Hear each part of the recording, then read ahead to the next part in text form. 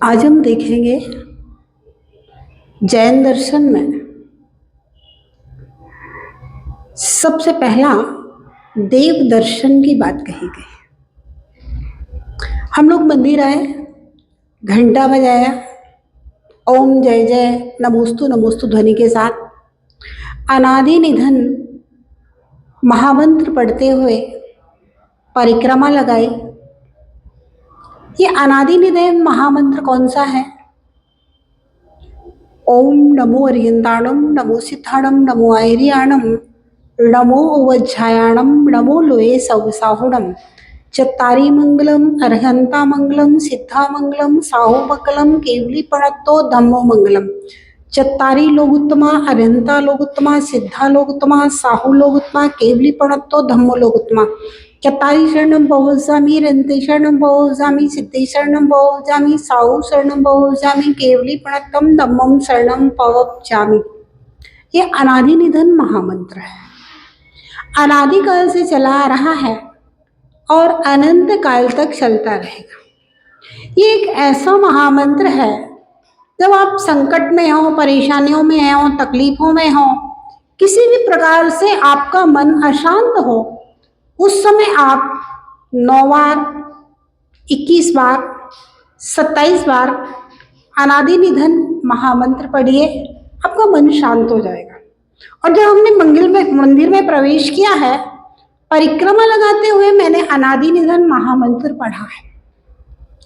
मतलब कि जो 5 पद हैं, अरहंत, सिद्ध, आचार्य, उपाध्याय, साधु, 3 लोक संबंधी, 3 काल संबंधी, अनादि काल से आज तक और आज से अनंत काल तक जितने भी अरहंत हुए हैं और होंगे, जितने भी सिद्ध हुए हैं और होंगे, जितने भी आचार्य हुए हैं और होंगे, जितने भी उपाध्याय हुए हैं और होंगे, जितने भी निर्ग्रंथ दिगंबर संत हुए हैं और होंगे, उन सबके लिए मेरा नमस्कार है। आप देखिए कितना बड़ा पेट है नमोकार महामंत्र का। केवल आदिनाथ को नहीं, केवल शांतिनाथ को नहीं,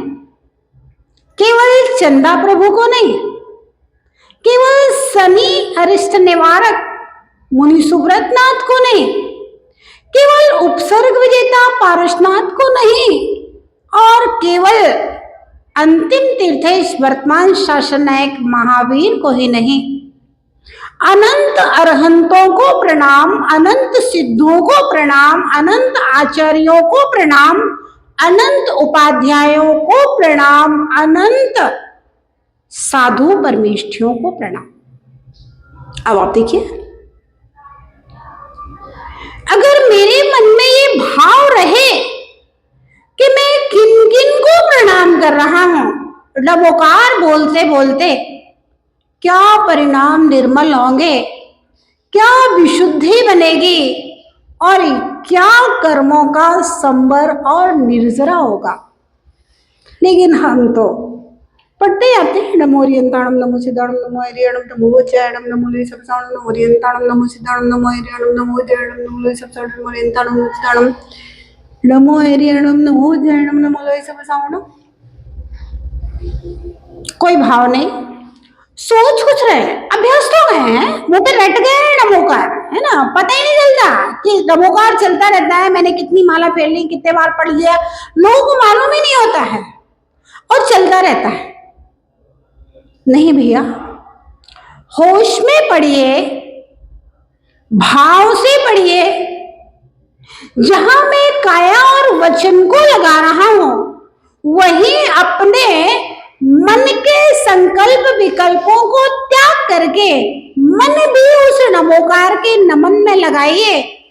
फिर देखिए कितनी आत्म शांति मिलती है, कितना आनंद आता है, कितनी विशुद्धि, कितना परिणाम निर्मल होता है उस नमोकार को बोलने से। अनादि निधन है, चत्तारी मंगल, मेरे पापों को गलाने वाला, और मुझे पुण्य प्रदान करने वाला इस दुनिया में कौन है? 4। मंगल शब्द का अर्थ होता है मम पापम गालयति इति मंगला। और जो मंग यानी कि सुख, ला यानी कि लाने वाला, पूरी परिभाषा बना दीजिए। मेरे पापों को गलाकर, नष्ट करके, दहन करके, विध्वंस करके, कुछ भी कहिए, मेरे पापों को नाश करके जो मुझे सुख की प्राप्ति कराता है वह मंगल है। हिसाब लगाए तीनों लोगों में मंगल कितने हैं? तो 4 ही मंगल हैं। अरहंत मंगल है, सिद्ध मंगल है, साधु परमेष्ठी मंगल है और केवली प्रणीत धर्म मंगल है। अब मुझे देखना है संसार में सर्वोत्कृष्ट क्या है। उत्तम शब्द का अर्थ होता है सर्वोत्कृष्ट। संसार में सर्वोत्कृष्ट क्या है? तो अरहंत, सिद्ध, साधु और केवली प्रणीत धर्म ही सर्वोत्तम। अब संसार में शरण लेने योग्य क्या है? शरण किसे कहते हैं? आश्रय को शरण नहीं कहते। जिनका आश्रय लेने से हमारे पापों से रक्षा हो उसको हम शरण कहते हैं। केवल आश्रय शरण नहीं है।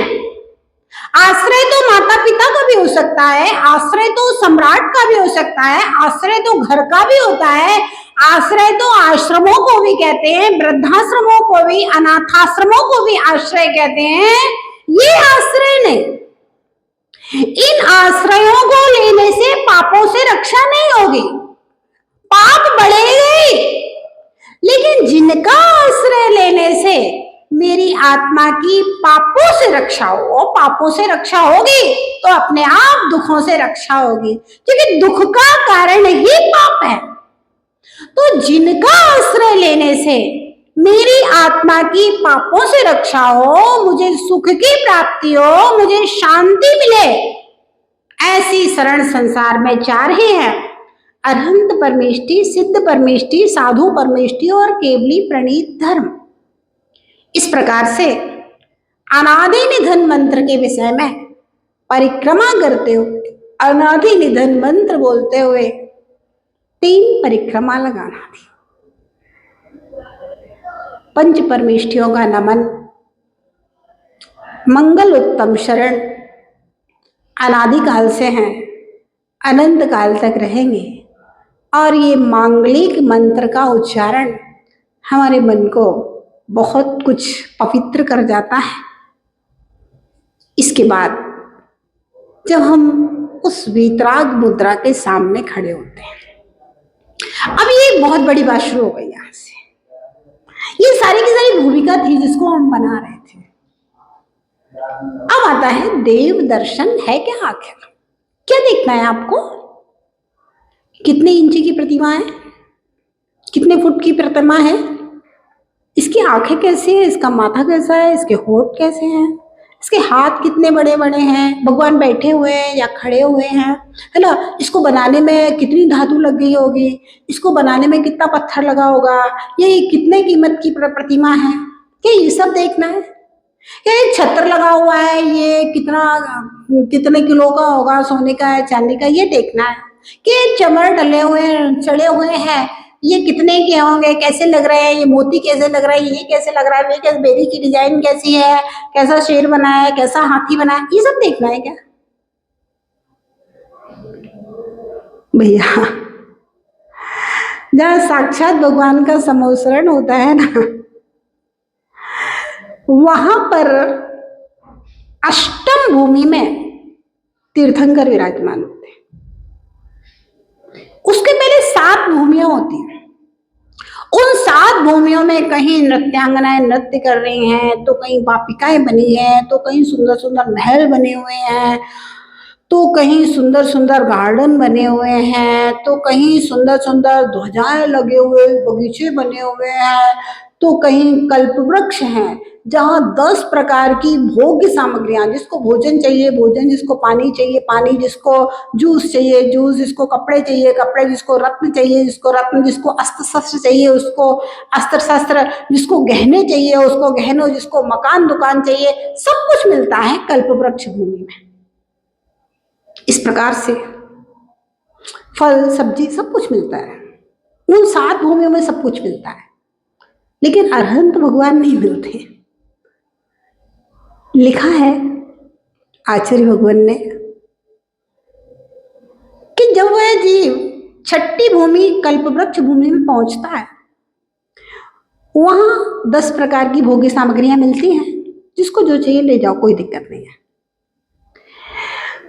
जिनकी होनहार अच्छी नहीं है उनको आगे अंधकार दिखाई देता है, उनको सप्तम और अष्टम भूमि दिखाई ही नहीं देती। जैसे आपको भी मेला देखने जाते हैं, मेला लगता है, तो मेले में क्या होता है, जब अपन रात में कभी मेला देखने जाओ तो लाइटिंग लाइटिंग लाइटिंग लाइटिंग, और जितने मेले का एक ग्राउंड होता है या मेले का जो परिसर है वहां तक पूरे में लाइटिंग लगी रहती है। जब हम घूमते घूमते पूरे कॉर्नर तक पहुंच जाते हैं और आगे हम देखते हैं अरे यहाँ तो अंधेरा है, लाइट नहीं है, मतलब वो मेला यहीं तक है, और फिर हम वहीं से मोड़ ले लेते हैं। ऐसे जिनकी होनहार अच्छी नहीं है, तीव्र मिथ्या दृष्टि पापी जीव है, ऐसे लोगों को 6ठी भूमि के बाद 7वीं भूमि दिखाई नहीं देती, अंधेरा दिखाई देता है, और उनको लगता है बस मेला यहीं तक है, और वो वापस चले जाते। तो मेरा कहना था कि भगवान को देखने जा रहे हैं तो क्या देखने जा रहे हैं?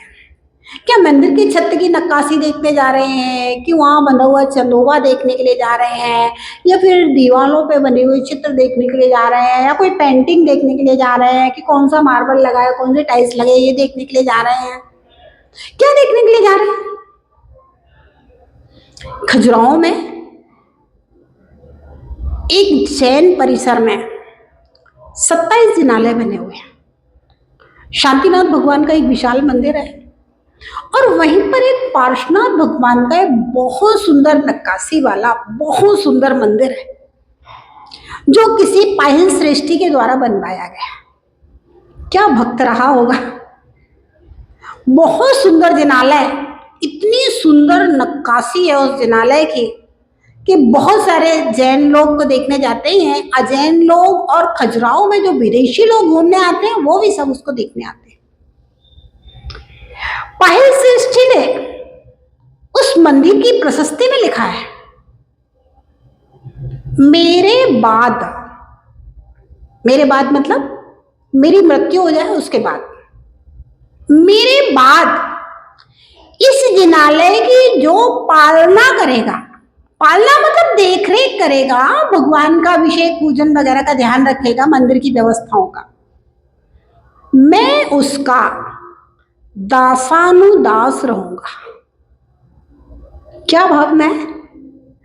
जिसने इतना सुंदर जिनालय कितना सारा अपना द्रव्य खर्च करके बनाया है, भगवान का ऐसा भक्त है कि भगवान जब तक मैं जिंदा हूं तब तक अभिषेक पूजन दर्शन कर रहा हूं, मैं नहीं रहूंगा, तब भी जो यहाँ पर आएगा व्यवस्था देखेगा, मैं उसका दासों का भी दास रहूंगा। कैसी पवित्र! उस जिनालय को हम लोगों ने देखा जब हम लोग पूज्य गुरुदेव के साथ में दीक्षा के पहले ब्रह्मचारिणी अवस्था में खजुराहो में कई बार, पन्ना और चतुरपुर के बीच में कई बार विहार होता था, तो दर्शनार्थ पहुंचे।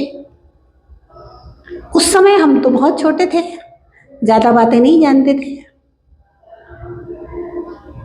और जब उस जिनालय का मंदिर का जो बाहर का परिसर है पूरा एकदम नक्काशी से भरा हुआ है, शिखर की ओर देखो पूरा एकदम बारीक बारीक नक्काशी। मंदिर के अंदर प्रवेश किए, गर्भालय जो बना हुआ है वह गर्भालय पूरा बाहर से एकदम नक्काशी युक्त है, मंदिर के अंदर की दीवारें पूरी एकदम नक्काशी युक्त है, जिनालय के अंदर छत में देखो तो एकदम नक्काशी नक्काशी है। लेकिन जिस स्थान पर पार्श्वनाथ भगवान की प्रतिमा विराजमान है, उस गर्भालय में जब प्रवेश करते हैं तो उस स्थान पर जरा सी भी नक्काशी नहीं है, बस ऐसे सीधे सीधे पत्थर लगे हुए हैं गर्भालय में, कहीं कोई नक्काशी नहीं है। गर्भालय के अंदर ऊपर नीचे दीवारों पे कहीं कोई नक्काशी नहीं। आचार्य ने उस समय बताया था कि देखो इस मंदिर को, बोले बाहर की दीवारों पे एकदम नक्काशी है, अंदर की दीवार पर नक्काशी है, गर्भालय की दीवार पर नक्काशी है, मंदिर की छत पर नक्काशी है, लेकिन गर्भालय के अंदर ना छत पे ना दीवार में ना बेदी में कहीं कोई नक्काशी नहीं है। देखो इसको गौर से, बनाने वाले ने ऐसा क्यों बनाया? पूज्य गुरुदेव ने उस समय बताया था, भगवान का संवत्सरण हुआ करता था, 6 भूमियों में बड़ा आकर्षण होता था। तो आप मंदिर को बाहर से देखें, इतना सुंदर मंदिर कि नक्काशी देखने के लिए मन ना माने और देखने के लिए जय न जय ना जाए। मंदिर में प्रवेश करने का भाव हो जाए, मंदिर की दीवारें देखे, मंदिर की छत देखे, लेकिन ध्यान से समझना, बहुत महत्वपूर्ण बात है। लेकिन जब गर्भालय में प्रवेश करें तो दीवारों की नक्काशी नहीं देखना है, छत की नक्काशी नहीं देखना है, वहां कुछ भी नहीं है। वहां मात्र वीतराग भगवान पार्श्वनाथ देव को देखना है।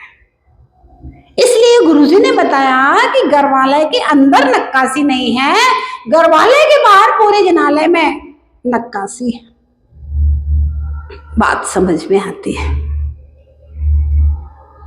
कि मंदिर में दीवालों में आकर्षण होगा, होना भी चाहिए, शिखर में आकर्षण होना भी चाहिए, क्योंकि सब लोग आए किसी भी बहाने से, बिना आकर्षण के कोई कैसे आता है आजकल। लेकिन जब गर्भालय में प्रवेश करें, दर्शन करें, तो मुझे भगवान के अलावा कुछ भी नहीं दिखना चाहिए। भगवान में भी पाषाण को मत देखो, पार्श्वनाथ को देखो, प्रतिमा को मत देखो, परमात्मा को देखने का प्रयास करो, वहां पहुंचने का प्रयास करो। साक्षात अरहंत कैसे होते थे, और मैं इस प्रतिमा में साक्षात अरहंत को देखना चाहता हूं। जब इस भावना से देखोगे, अरहंत तक पहुंच पाओगे, तेरा दर्शन सार्थक और सफल हो जाएगा। दर्शन पाठ में लिखा है, दर्शनम देवदेवस्य दर्शनम पापनाशनम दर्शनम स्वर्ग सोपानम दर्शनम मोक्ष साधनम। वह आपका देवादिदेव का दर्शन पापों का नाश करने वाला है, स्वर्ग का सोपान, सोपान कहते सीढ़ी के लिए, स्वर्ग की सीढ़ी है, और वे मेरा दर्शन मोक्ष का साधन है। दीवालों को देखने से नहीं, नक्काशियों को देखने से नहीं, छत्र चमर सिंहासन को देखने के लिए से नहीं, और धातु का और पाषाण का और नक्काशियों का अनुमान लगाने से नहीं, वीतराग मुद्रा परमात्मा के स्वरूप का दर्शन इस प्रतिमा में होना चाहिए। वीतरागता का मतलब क्या है, सर्वज्ञता का मतलब क्या है, इस प्रतिमा में वो मुझे दिखना चाहिए।